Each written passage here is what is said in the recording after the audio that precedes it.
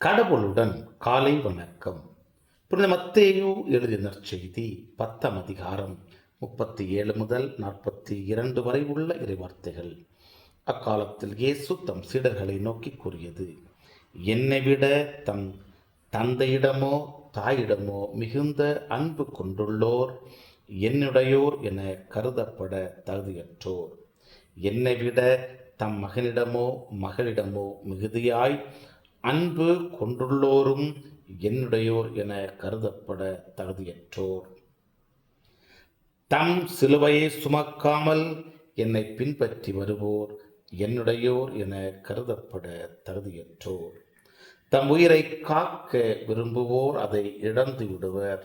என் பொருட்டு தம் உயிரை இழப்போரோ அதை காத்து கொள்வர். உங்களை ஏற்றுக்கொள்பவர் என்னை ஏற்றுக்கொள்கிறார்.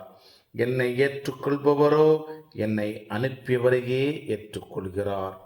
இறைவாக்கினர் ஒருவரை அவர் இறைவாக்கினர் என்பதால் ஏற்றுக்கொள்பவர் இறைவாக்கினருக்குரிய கைமாறு பெறுவார். நேர்மையாளர் ஒருவரை அவர் நேர்மையாளர் என்பதால் ஏற்றுக்கொள்பவர் நேர்மையாளருக்குரிய கைமாறு பெறுவார். இச்சிறியோருள் ஒருவருக்கு அவரின் சீடர் என்பதால் ஒரு கிண்ணம் குளிர்ந்த நீராவது கொடுப்பவரும் தன் கைமாறு பெறாமல் போகார் என உறுதியாக உங்களுக்கு சொல்லுகிறேன். கிறிஸ்துவின் நற்செய்தி. இந்த நாள் இனிய நாளாக அமைய வாழ்த்துக்கள்.